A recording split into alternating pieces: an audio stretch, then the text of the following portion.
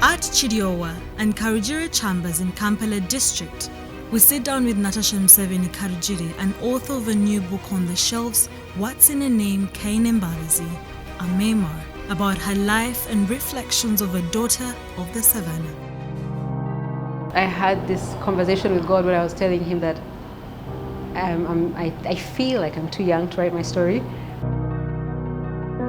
You feel like there's the missing parts to the history of our nation. When we were studying history, they said in the books they would write things like, I don't know, a certain mountain or a certain lake was discovered by a certain European explorer. That, for me, disturbs me because obviously the lake was there all along. So I don't know how someone who came in 1862 is the one who discovered. So those are the issues I have. In the book I talk about hair. Like I didn't come with my afro today. I should have, yes. But just things that it took me a long time to accept to have my natural hair, you know. So basically I am saying, let us know who we are and that there is so much beauty in ourselves and embrace that.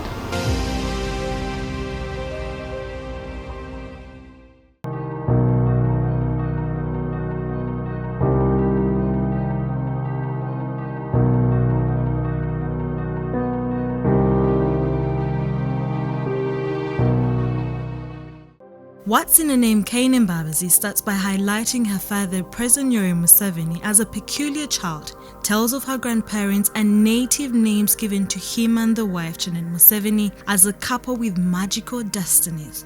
She later takes us through her struggles with her family until her father toppled Idi Amin and Milton Obote in the 1980s, taking power around the same time.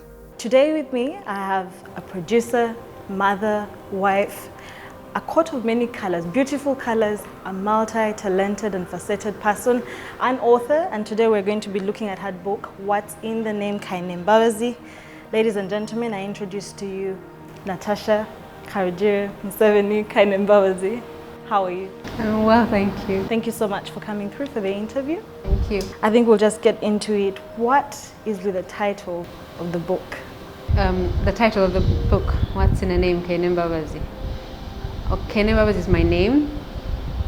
I gave it to myself, but it's a name that I love. But also, I think it's a name I feel that our names, our African names, carry a lot of meaning, a lot of heavy or beautiful or profound meaning that is many times I think overlooked, you know, for the foreign names. So I think this was a way of me kind of trying to dig deep into who I am,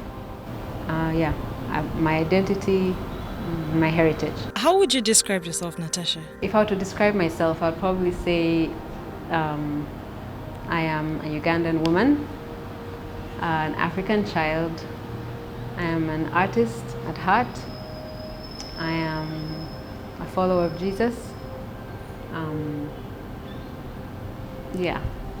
That sums it up. Her love for writing goes way back in time as a child, a way of expression and storytelling. A few years ago, Natasha authored a book for African children celebrating their culture and telling stories that relate to them. It was a book full of lullabies. Now, lurking behind the image is an exceptional creative person that is grateful and thankful for all that has been handed to her by God and her parents, an inspiration, she says.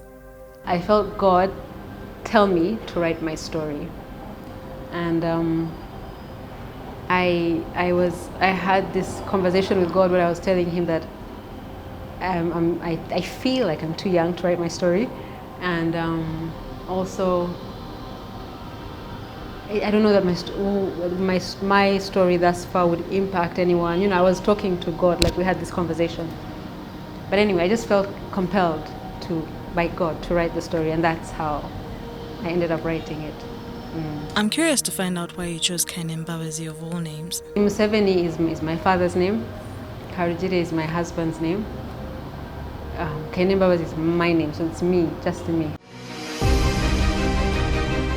Going back into my memory and then writing from my perspective now as a big woman, a grown person, was very, very cathartic and very, just a very beautiful experience for me. Yeah, many times I just find myself deep in thought or just wondering at God, because when you remember things and you write them down, I don't know, maybe it puts your life in perspective. You see how God's grace has carried you and things you've overcome, things you've passed through, and so for me it was an emotional experience. Any highlights from the book? I don't know, maybe in different phases of my life there were different highlights, Do you have any favorite part from the book you wrote? I don't know, have you read the book? Did you read it? What is the highlight for you? What is the highlight for you? In this book, something stands out: your love for culture, especially when it comes to language, and specifically Runyankore, because at some point you write and say you wish your parents were there to teach you how to speak Runyankore and to even allow you to speak it at home, and so that you could be able to pass it on to your children. And so I would want you to kindly expound on that and why you even found that important. We are Africans, yeah, and maybe there has been a big struggle for centuries, over our identity, from the time of, say, slavery and colonialism and all this. There's been like an oppression over who Africans are. In the book I write about when we were going to baptize our children, and how it was a big struggle for the church to accept for us to call them Runyankore names, or which are really based on the Christian virtues, but they said, like, no, you have to call them basically English names, but they say Christian names, but really they're English names, as long as you have an English sounding name or a foreign sounding name, then it's like the church can accept that. But if you say, so for me, I see that's what I'm talking about when I say about the oppression of our African identity. So as I've grown, I just, maybe from what I've heard my parents say, maybe from, I don't know where, I can't trace everything, but it's just become something that is a deep burden to articulate and to bring out our identity. In the book I talk about hair. Like, I didn't come with my afro today. I should have, yes, but just things that it took me a long time to accept, to have my natural hair, I fought against my father on that for years until I began to understand that it's deeper than just convenience and what I see on TV, who I am. My hair is part of who I am, and so it's like many things that make up our African identity, and it's been like You struggled with the children being called all the names that you have, and I find that very interesting that they don't have English names, but once you translate them, they have so much weight. They hold so much water because the meanings are beautiful, empowered and strong and all that. So after discussing with them, did that ever change for other families? Did you maybe open up the church to the fact that even other parents that might want to take that direction of calling their children such names of African heritage should be accepted and should be embraced instead of... There should be acceptance. Yeah, I feel. So I hope. I don't know what transpired after we were allowed by the church. Probably it's more open now. I don't know. Did you do any research before the book? Like, trying to gather your thoughts together, but also getting snippets from different people around you, your mom, your dad. Did you ever find out so that you could compile something that... No. It was based on my memory. So what I would do is, if I needed to clarify something, that's when I would ask them, maybe for dates or things like time frames. But it's basically my perspective. And when something is coming out of your heart and your mind, there's not much research you have to do, because it's like all inside there. So it's just about putting it out there in a way that makes sense. Who was your target audience while writing? just anybody who really, anyone who wants to. So I didn't have a target audience. Any Ugandan who feels they would be interested to know my story, or interested in the name or culture or things like that. Like the scriptures state, train up a child in the way he should go, even when he is old, he won't depart from it. Natasha has had to make decisions to protect, nurture, and give her children the best life. Her love for culture and being African also got her fighting for things that she believes in. For example, celebrating her identity as a daughter of the savannah, something that she teaches her children too. Yes, so I try to teach my children what my parents taught us about accepting who we are. Mzee would always say, you'll never be an Indian, you'll never be a European, you are an African, like you must embrace that. And in my heart, I would think that I know I'm an African and I'm proud of it, but it doesn't mean I can't change up my hair a little bit, things like that. But then with time, I began to see that when I do that, maybe it's still saying something about my spirit or my psyche, So was it the inspiration behind the afro now that you usually Yeah, have? it was. It's what made me eventually just chop off my hair and just go natural, basically. Yeah. One other thing in the book is that at some point you decided to homeschool your children, and I was wondering why you took that decision. We had not found a system that was working for us yet. We would always talk about school. So we thought maybe they were still young.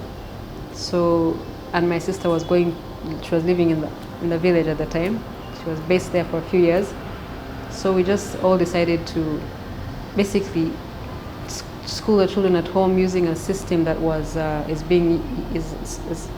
Christian system that was being used at some of the Christian schools, and it helped us to reinforce their Christian values while also keeping the children at home. It saved us many things, like a lot of infections and some things, like some small things, when children are young. Kept the children near, they grew in their faith. It gave us freedom to kind of be out of town. We'd spend a lot of time in the village, so it was good for while they were younger. But when they got older, needed more specific classes and labs and things, then we put them back into mainstream school. You said the system wasn't working for you. What do you mean by that? No, because they were in international schools, but then I had my own. I wasn't completely at peace with some of the things that they were being taught, and they were really little. So I thought, let me try this at home.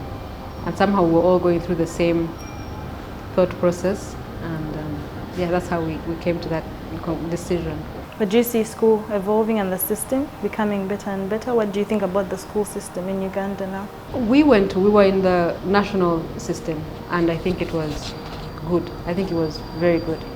I had less struggles in the national system than I had with my children who are in international schools. Yes, because you see, when we were in the national system, we were doing our own history, which I still think needs to be re-evaluated, because I have so many thoughts about that. But anyway, we were more aware of kind of our place in history, kind of, even though I still feel that the way the history books that we are using to study and things like that need to be restudied or re-evaluated. But I liked Ugandan school. I liked the discipline. I liked all those things. Even though it took me a while to adjust. But so in the international schools, they would tell you weird things as parents. They would say, talk to your children, don't do this, don't do that, do this. All so many things that I didn't agree with. And so I thought, what? Let me first, let's take the children out, regroup, and then see how to go forward. You talked about, you feel like there's the missing parts to the history of our nation and us embracing that. What do you mean? I mean, when we were studying history, they said in the books, they would write things like, I don't know, a certain mountain or a certain lake was discovered by a certain European explorer. That, for me, disturbs me, because obviously I know it was, the lake was there all along, so I don't know how someone who came in 1862 is the one who discovered. So those are the issues I have. I want a history for our children that is more true. Yeah, so those are my struggles. Those are personal struggles, but you know, I don't know. Where did the love for arts come from, arts and humanities for you? I think some things are just like natural inclinations. You're born with a strength in this, and you know. So I think for me, just since I was very young, I've been art inclined. So I just gravitated that way. Yeah.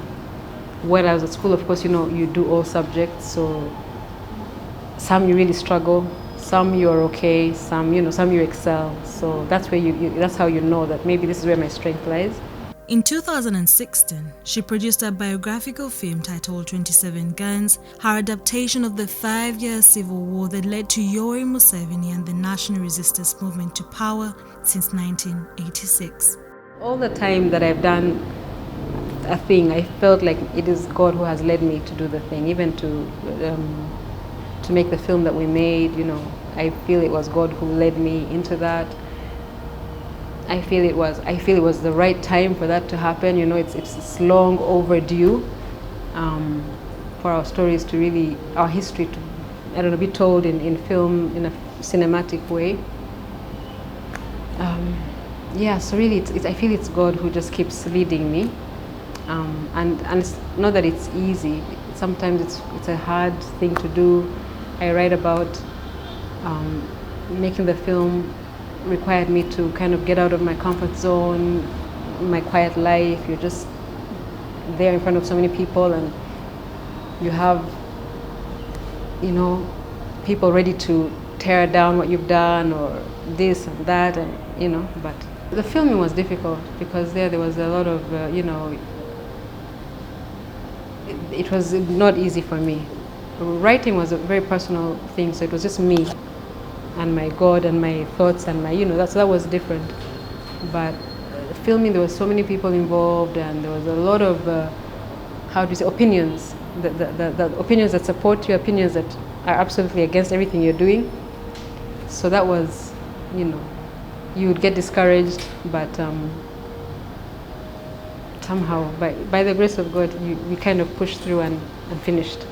Neither this nor any criticism affects her because she's focused on preserving culture and telling her story from her own perspective. Natasha says passion is an overriding resource when it comes to pursuing her dreams, something that has kept her going no matter what.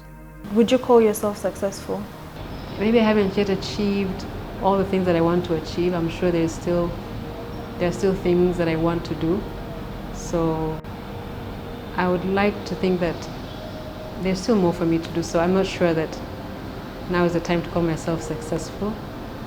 But I keep trying, I keep working, I keep, how do you say, moving towards the goal. At a very young age, you've achieved quite a lot. And looking at the project, and looking at the projects you've handled, the really heavy projects that come with so much, whether it's execution or even the criticism that comes after, that is too much for someone to even handle, you know. So how, when you look at all these things, what do you always think? When you think about the movie that you continuously talk about as one of those projects that, you know, you had to move out of your comfort zone, and now a book, and so many other things that are coming your way, what do you always think when you sit back and look at, you know, things that you've done so far? Maybe perhaps when I get to like 70 or 80, I'll have like things to look at and say, wow, you know, I've really. But for now, I'm thankful to God for life. I'm thankful for health. I'm thankful for my family. I'm thankful for all God's grace, and I'm thankful for the things He enables me to do, and I hope and believe He's still enabling me to do. But we can have this conversation like many years from now. Do you ever sit down and criticize or look at your work and think, self-evaluate actually I think is the right word. Do you ever self-evaluate and see? I believe I do. Not only work, not only in terms of work, but life, you know. So when you evaluate the projects, you still don't feel like success has a place or anything? Yeah, I do. I feel like, you know, when you feel like you put in your all, then that's all that's as far as you can go. The rest really is in God's hands. Now, you've already said that actually God is everything that you've done. But looking at the book specifically, how much influence do you think it has for any Ugandan or the nations out there or anyone that comes across it? I don't know. I don't know. I hope it will encourage somebody. I hope it will open people's eyes to the beauty of our cultures. I would love to be able to know more, for example, about the Buganda culture or about the cultures from northern Uganda, eastern Uganda, so that I would be able to write. Because for me, I think our languages, our music, our poetry, I think all those things are so deep. I wish that we would share them with each other while we still can, because there'll come a time when maybe the older people are not there. And if it's just us, I hope that we still have the depth and the well of, I don't know, the depth of culture, of language, of you know, that has existed in Africa. I pray that we don't lose it with the younger generations, with us and going downwards. I pray that we can maintain all the beauty that is within our cultures. And that the maintenance would come through Writing, through music, through film, through the arts. I think that's how you hold on to cultures and to heritage and things like that, I feel. As a person of faith, do you think your faith features in all these projects, or even as you're about to embark on something, it's one of those things that plays a huge role? It plays a very central role, most central in my faith, in my life, in everything that I do, whether it's whatever it is anyway. Should we expect more from Natasha? Expect more, I'm not sure what, but I'm sure when I know, I'll share. Looking at how you documented, or you like to document all these things for the purpose of history, and then there's some people out there, even in the same time, looking at the book as well, what's in the name, Kaneimbabazi, the people as well that have also documented their stories. And once you look at yours and them, some people's have a difference, or there's a disparity in the stories. What do you have to say about that? Everyone is entitled to write their view and perspective. So I can't speak to anyone else's what they've written. What I don't. There's nothing. What I've written is what I know, and what transpired. Anything else, I don't. I think I can't speak to it. Among its high initiatives was the birth of House of Kaine in 1998, and with their personal savings, President Museveni and Janet Museveni invested in their daughter's dream. House of Kaine struggled due to stiff competition from the second-hand clothing industry. In mid-2013, Kaneimbabazi was persuaded by her sister Patience Rabogo, a pastor, to revive House of Kaine, a leading she got from the Lord as the new direction they needed to take. In the story I write about when I first opened my fashion house in the late 90s, and then I shut it down because business was really difficult. And then when I reopened, I write that it was a different landscape. Things had changed so much. A different generation had come of age, and things change. With time, things change. So I definitely see the arts taking more space in this time than they did before. People maybe respect, I don't know, film and music and so on now more than they did many years ago. So it's a good thing, I think. Natasha encourages all those that love arts and humanities to keep going. Not even the sky is the limit. Now, with people that might not have resources or anything to lift them up, what would your words be to them? Maybe to start with with what one has, and I think you are able to tell a story with not much is required to tell a story. I think we see this, for example, with Wakaliwood. They have done so much and have gone so far with so little, and in that little they have created a whole like genre that is unique to them, that is, you know, has a worldwide following. So I think, and what I learned from the founder of Wakaliwood is that really the passion drives you, you know. So if you have the passion, then you take the first step. You never know where it will lead you. Were they a part of the 27 Guns project? They were not part of 27 Guns, but I spoke to him. He advised me on some things, but I was very inspired by him as a person and by what they have managed to do over the period that they've been, you know, up and running. Did you get any criticism for 27 Guns? Yeah, I got criticism. I did. I don't recall specifically, but words were said. Words are always said. You know, positive words, negative words. Yeah. But at that time there was a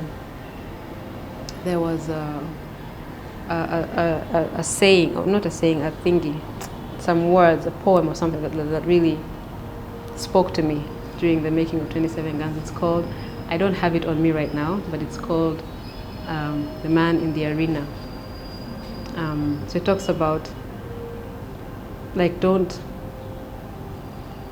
worry about the naysayers. There will always be naysayers. So just pursue your dream. If you're not doing anything wrong, if you're not harming anybody, you know, you follow through, and then just, you know, like, don't give space or time to those, because there'll always be people stopping you and saying you can't do it, or you're not good enough, or you shouldn't be the one. There will always be, in this life, there will always be people opposing a thing. So the day of premiering, and your parents are seated watching this story unfold, what did they say? Did they say anything to you?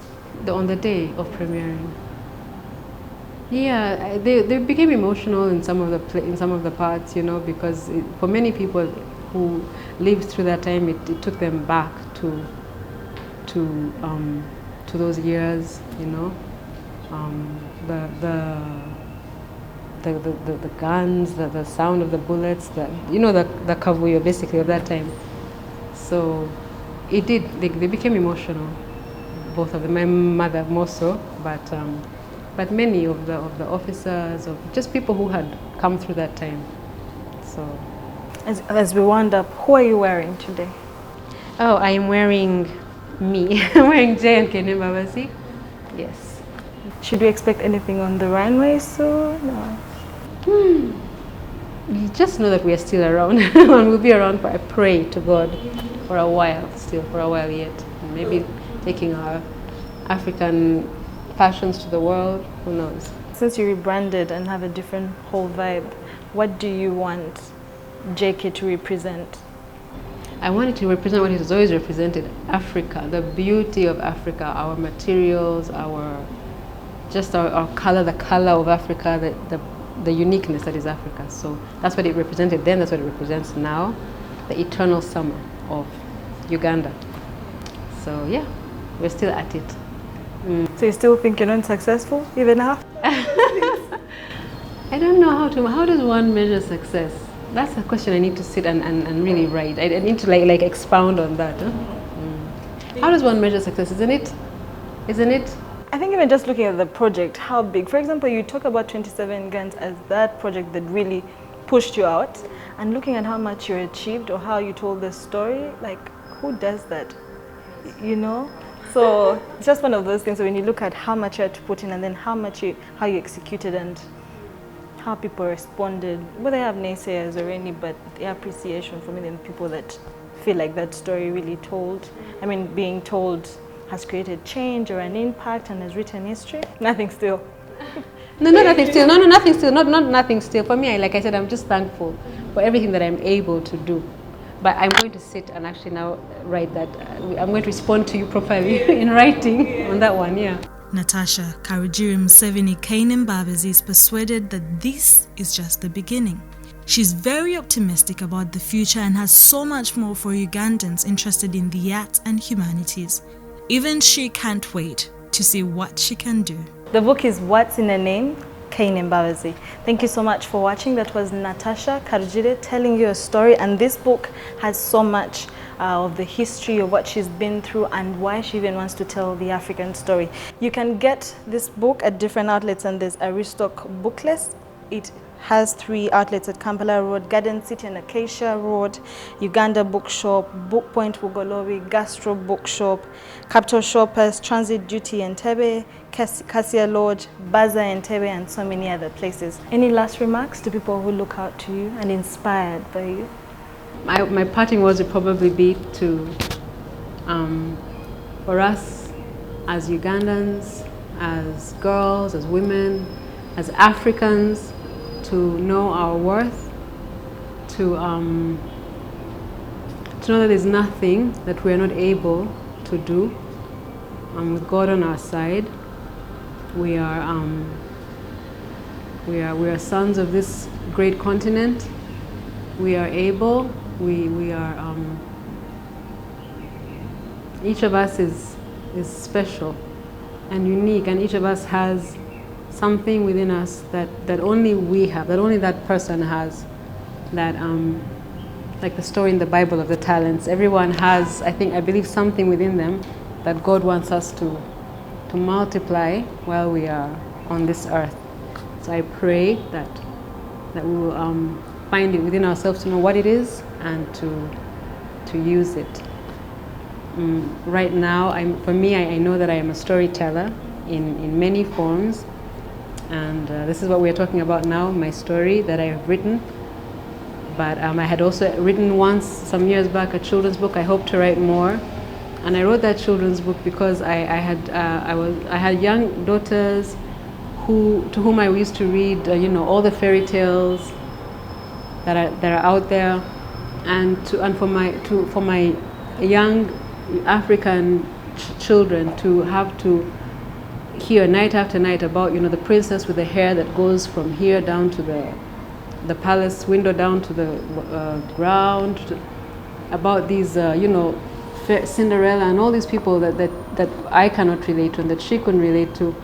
I remember the story that my mother had told us when we were young, growing up, about these 2 sisters, and it's an African story that an African child can relate to, and it made a big difference to my daughters when I read it to them. So basically, I am saying, let us know who we are and that there is so much beauty in ourselves, and embrace that. Thank you so much, Mrs. Karujire. Well, that was Natasha Museveni Karujire, and author of What's in a Name? Kaneimbabazi, Reflections of Daughter of the Savannah. This book can be found at Aristoc Booklets, Duty Free Entebbe, and so many other places. Now, the hard copy goes for 60,000 and the other is 30,000. It is a book that is worth a read. Yes, I read this, I loved it, I enjoyed to see what her story tells. Thank you so much for watching.